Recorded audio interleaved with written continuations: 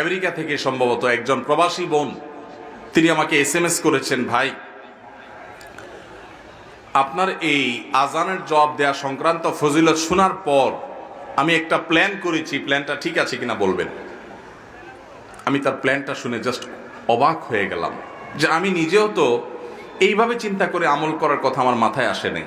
তিনি আমাকে বললেন, ভাই আপনার এই আলোচনা শোনার পর আমি মক্কা শরীফের 5 ওয়াক্ত নামাজের লাইভ আজান শুনি, যেটা আমার জন্য আমেরিকার মতো জায়গা থেকে একটু কঠিন হয়। যে ওয়াক্ত একান্ত না পারি, ঘুমের কারণে বাদ যায়, সেটা ভিন্ন। বাকিগুলো আমি বাসা বাড়িতে থাকাকালীন সময়ে রেডিওতে বা হয়তো অন্য কোনো উপায়ে তিনি তার লাইভ আজান শুনেন। মক্কার লাইভ আজান, মুয়াজ্জিন সাহেব আজান দিচ্ছেন, শুনে ওই লাইভ আজানের জবাব তিনি দিচ্ছেন। কেন? আমি বললাম এত কষ্ট করার দরকার কি? বলে যে প্রথমত এখানে আজান শোনা যায় না আমেরিকাতে, আমি যেখানে শুনি আসি এখানে মসজিদ থেকে আজান জবাব শোনার বাস্তা নাই। দ্বিতীয়ত হলো মক্কা শরীফের মুয়াজ্জিনের আজান শুনে তো লক্ষ লক্ষ মানুষ নামাজ পড়ে, এবং তাদের আবার নামাজের সওয়াব এক রাকাতে 1 লক্ষ। মক্কা শরীফে 1 রাকাতে কত সওয়াব? 1 লক্ষ গুণ।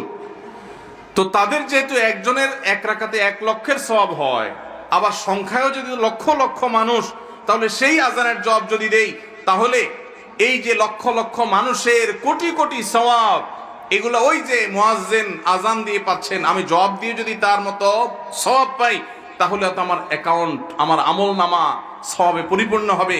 এই জন্য হুজুর আমি কষ্ট হওয়া সত্ত্বেও সৌদি আরবের মক্কার সে আজানকে ফলো করি। আরো 12-14 বছর আগের ঘটনা।